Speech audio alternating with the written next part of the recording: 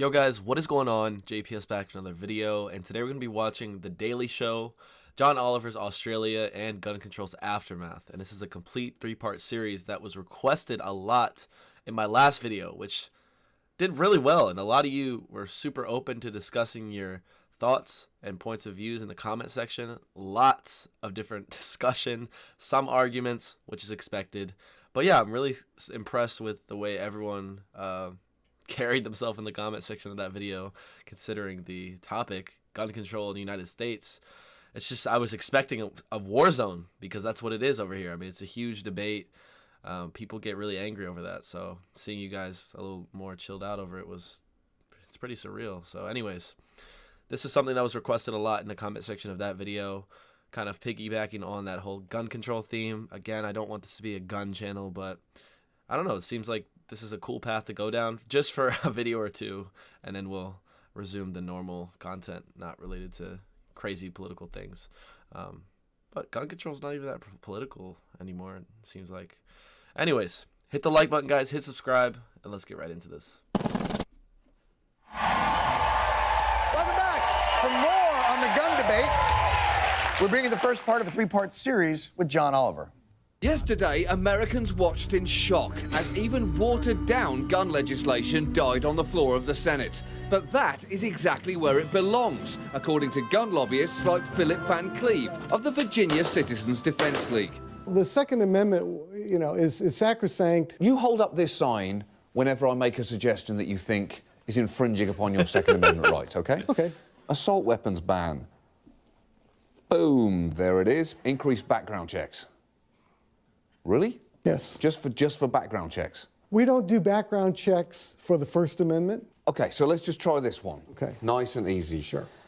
A mandatory 1 hour waiting period if you buy a gun.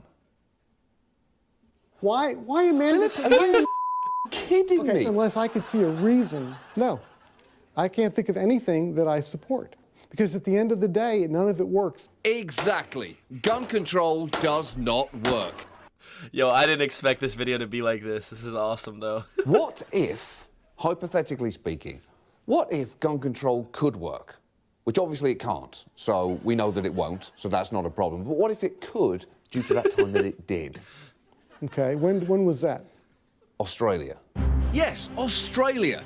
In 1996, a Conservative Prime Minister, John Howard, instituted sweeping gun control laws following a mass shooting that shocked the nation. So should we be learning from this effective example? Of course not. I guess if we're going to go to Planet X and say it's not the United States, it's some other planet, different people, different everything, I don't know. Yeah, but in the real world with human beings, it's not going to work, and gun control isn't going to work. Unfortunately, not only is Australia actually in the real world, even their animals can holster weapons.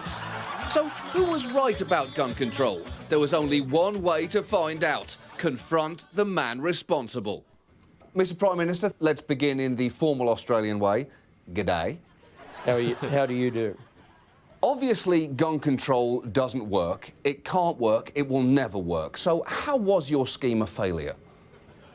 Well, my scheme was not a failure. We had a massacre at a place called Port Arthur 17 years ago, and there have been none since. 0 gun massacres? Hold on. Did gun control actually work? It stopped one thing. That could also be a statistical anomaly. Yeah, it was just there. Hey, remember the documentary we watched last video? He spent a good 5 to 7 minutes discussing the different possibilities with that counter argument of it being a statistical anomaly. So just some food for thought there. Mass shootings disappeared. But there were so few of them. Whoop-de-doo. Whoop-de-doo. Whoop-de-doo. Yes. Mass shootings were rare anyhow.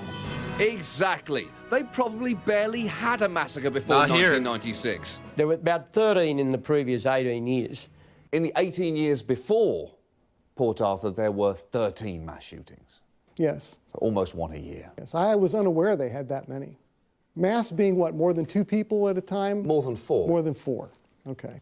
Whoop-de-doo. But perhaps there were other non-whoop-de-doo side effects. The homicide rate involving the use of guns has declined significantly by factors of up to 50 and 60%, and the incidence of youth suicides involving guns has declined dramatically. Whoop-de-do. Help me out here, Philip. Homicides with guns went down. Suicide with guns also went down. 0 mass shootings. What did happen? Australia still has murders, rapes, and robberies. Last I checked. Unless you can get rid of 100% of crime, What? it's not worth doing at all. Well, put it this way: it's That's what he's illegal to saying. have crack cocaine anywhere in the United States. Do you think if somebody really wants it, they can get their hands on crack cocaine in America? So unless we can completely get rid of drugs, there's no point in having drug laws at all.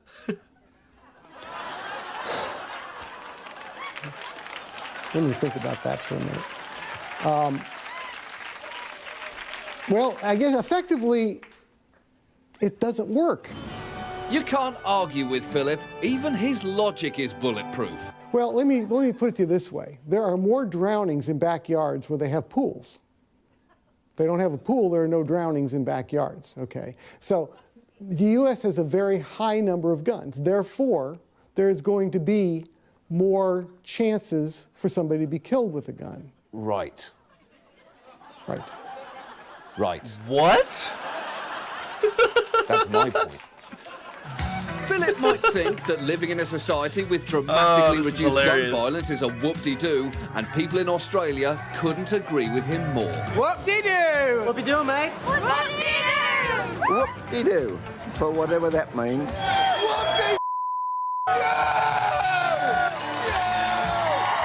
John Oliver, we'll be right back.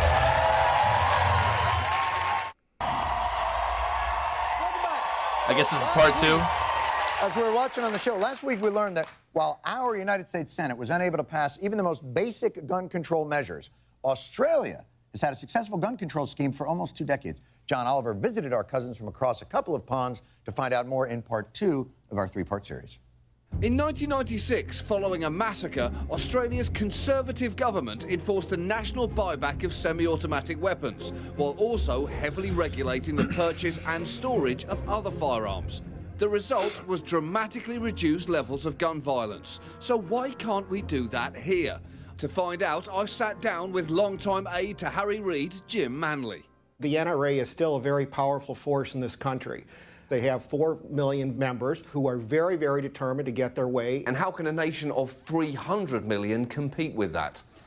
It's difficult to understand sometimes, isn't it? But the fact of the matter is that you've got to think long and hard before you support gun control legislation, because taking on the NRA can be political suicide. And the Democratic... No, he does have a point about that. It's... the NRA is crazy. Like, it is insane. Party is working tirelessly to reduce the rate of political suicide among its members. Surely Australian politicians weren't stupid enough to end their political lives for gun control. Well, I did. What? I did. You did what? I took the stand. I was prepared to face the political consequences. And we delivered gun control. Meet Rob Borbidge. When I say it's true about the NRA, I'm agreeing with what he's saying. But guys, you know this. I hate all politicians. I'm not defending that. Like, oh, you shouldn't take a stand. Like, no, that's ridiculous. And we delivered gun control. Meet Rob Borbidge, former Premier of Queensland, Australia's most conservative state. In 1996, he was instrumental in enacting gun control, knowing it would cost him his political career in the next election. We paid a high political price, but we did the right thing. Look, there are Australians alive today because we took that action. I mean, how much is a life worth? But Jim Manley knows that a true public servant has more important concerns. What makes a politician successful? Getting re-elected by his or her constituents. Right. Yep. That's how you judge success. Okay, that's it. Well, getting legislation done. Right, it's second. Is second, yes. So that is second. Holy that is second? If I could rewind this tape, I'd say getting legislation done and getting re-elected by your constituents. But seeing as we can't rewind the tape, let's just go with the answer you gave on instinct. If you don't get re-elected you're just roadkill in the political process, and you're just another loser. Tragically, not everyone understands this. What makes a politician successful? Go. Making society a better place. No. Way No, off. Rob. Way off. No, look, we can actually rewind the tape. Are we rolling? What makes a politician successful? Well, it's your responsibility to govern in the best interests of the people that you serve. Right, Rob, I'm going out on a limb here. I've already told someone else that I can't do this when I can. I hope you got a lot of tape. True success is a lifelong politician like Harry Reid, whose watered-down gun legislation was carefully designed to protect those who needed it most. He has a responsibility as the Democratic leader to protect the caucus. Right, the caucus needs to be protected. The caucus does. They need to be protected politically. How many political careers have been tragically ended by gun control? We've lost some good folks over the years because of their view. Right, you have a perfectly healthy political career and then bang. Just like that. Which means former Australian Prime Minister John Howard has blood on his hands. Do you ever think about the innocent victims of your gun control? There were no innocent victims of mine. There were no victims at all. Yeah, that's a photograph of Rob Borbidge. He was incredibly courageous politically in supporting our laws. But politically, he's dead. Bang. Just like that. Well, he lost an election that we all do at some point. But Howard is not alone. His Deputy Prime Minister Tim Fischer also refuses to accept responsibility for these career massacres. So you don't look at these faces and feel guilt? Well, they're alive, and They're dead. They're politically dead. I hope that those who totally veto any move to bring sensible semi-automatic and automatic weapon control to the suburbs of America are also politically dead, but physically alive. Not if I could help it. Never again will a political career end in a senseless act of meaningful legislation. What is it commemorating? It's just all of these, all of them are dead politically. Okay. Yeah, not physically. Physically, they're probably safer than they've ever been before. Well, it's a very dicey thing. I mean, again, just to reiterate, physically, they're absolutely fine. But it makes you think. Sure does. Yeah. Unfortunately, what spending time with politically dead Australian politicians made me think about was how horribly wrong we have it in America. Thanks for speaking with me, Rob. Pleasure. You are a great human being. Thank you. It's just by all American standards, you are a politician. And the fact that that is true is why I am now going to walk into the ocean. In America, we're told gun control is not possible. But in Australia, they've shown it is. Providing Bondi a Beach. fantastic lesson for America to ignore.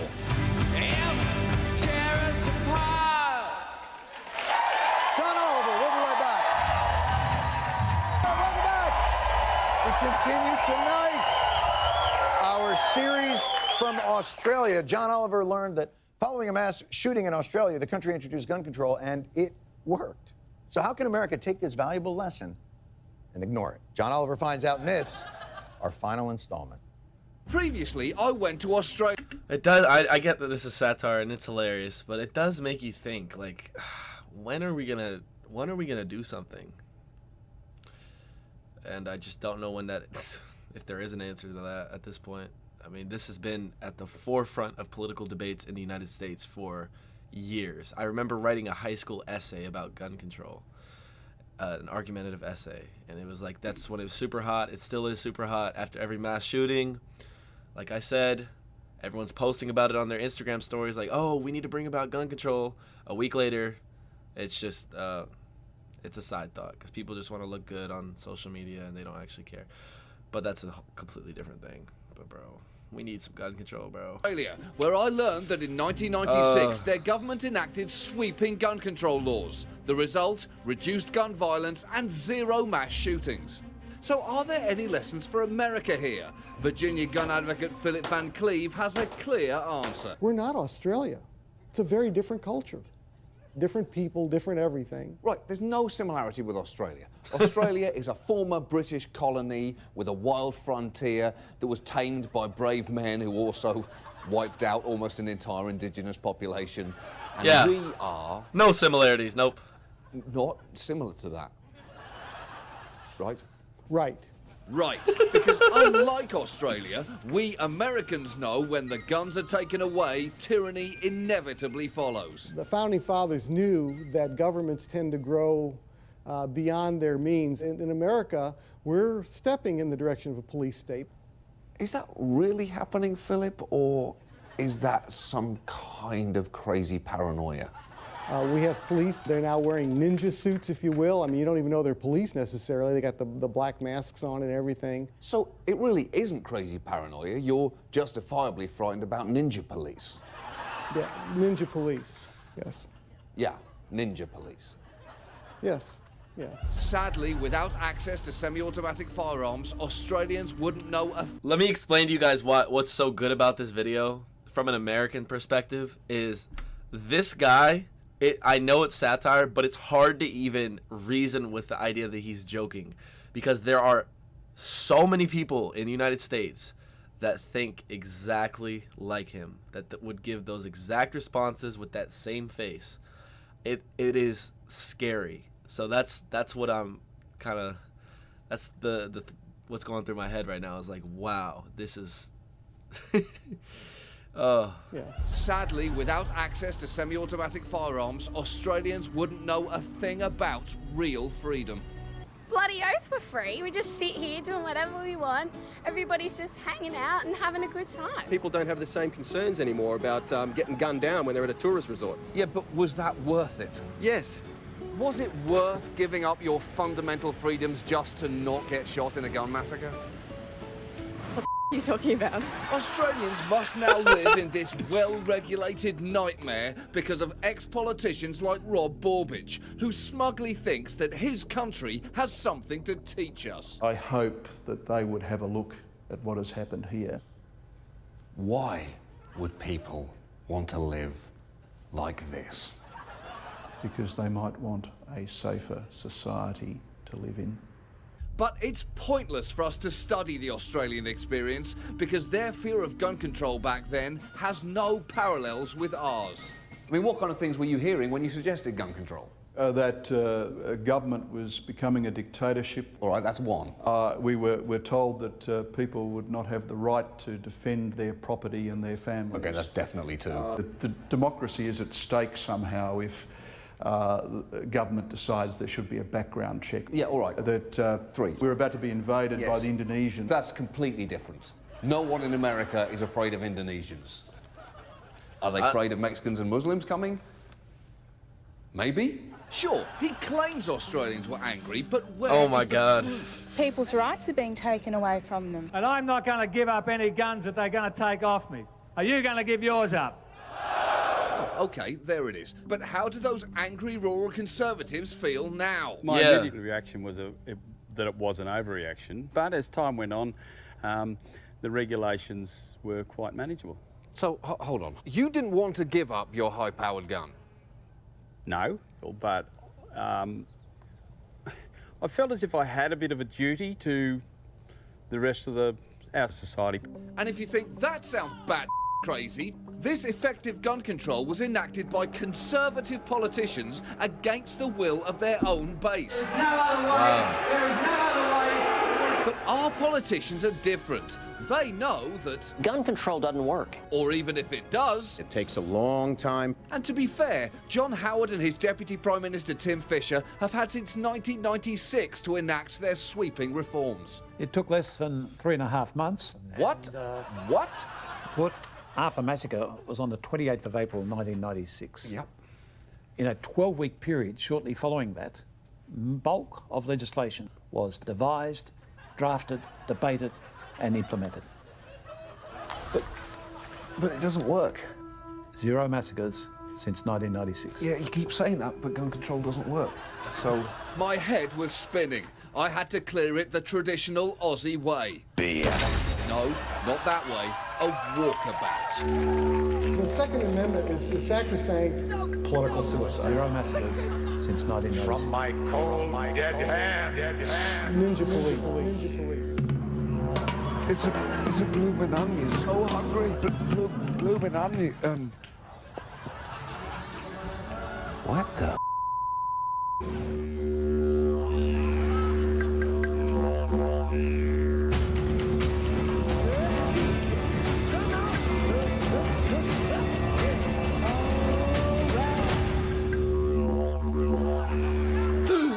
After 3 days in the bush with a guy in a kangaroo suit, it became clear what the real issue with gun control in America is. If guns aren't the problem, Philip, what is the problem?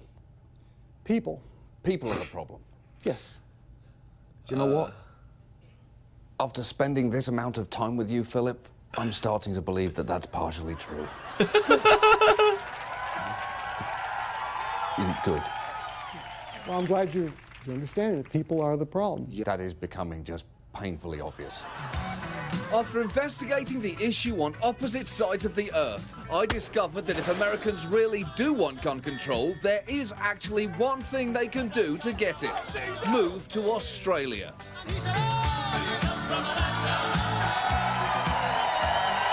John Oliver, we'll be right back.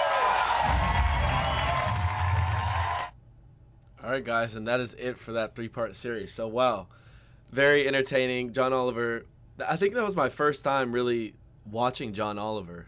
I've heard of him in the past, but yeah, he's a funny guy, so I enjoyed that a lot. I will say, I've said this in the past, the situation in the United States is very, very different than Australia. Now, I don't say that in saying like, oh, it's so different that we shouldn't even try to have gun control. You guys know how I feel about guns and gun control. Okay, we're like, it's not even a debate about that, but it's like, we have over 300 million people, and of those 300 million people, there's just so many guns. Like, so many people have guns, and so many people have a lot of guns, and it's just so ingrained in the American mentality. And when I say ingrained, I mean ingrained. It's not like, oh, we have guns for fun. No, like, this is people's entire identities are surrounded by guns. And when you try and take that away, a lot of questions are brought up about, oh, is this government becoming overbearing? Because that's the entire premise of the United States, is we're a bunch of states, and it's a decentralized federal government. So the whole point is to not have a strong federal government and to have the power spread out so that states can take control if something were to be the case. And that trickles down into the people and the population. Like, that's the whole point of the Second Amendment, is to have the armed militia to be able to take back control of the government. But when you look at where our tax money goes and the Department of Defense, you kind of get to wonder, could an armed militia really beat our military? I don't really think so. Some people think they can because they're freaks and they think that they're unbearable or unstoppable. And oh God, just guys, I'm booking my flight to Australia pretty soon, so we'll see what it's like over there, and I might move. So yeah, it's always an option. Anyways, guys, hit the like button, hit subscribe. If there's more gun control videos, put them in the comments. But honestly, I kind of want to move on from this. It's just getting to the point where it's like, I feel hopeless. Like this video, it was funny and stuff, but looking at all this gun control stuff just makes me sad, and there's nothing I can really do about that. So it's really hard to put into words like my thoughts and emotions about gun control, just because there's so much that comes with that. I could make a video like talking about it in the situation in the United States from my point of view, if you guys would like that. But in terms of the gun control content, I think let's switch it to something more lighthearted and happy, because this is just, it's a dead end in the United States right now, and it's depressing. Anyways, guys, hit the like button, hit subscribe, and I will catch you all in the next video. Peace.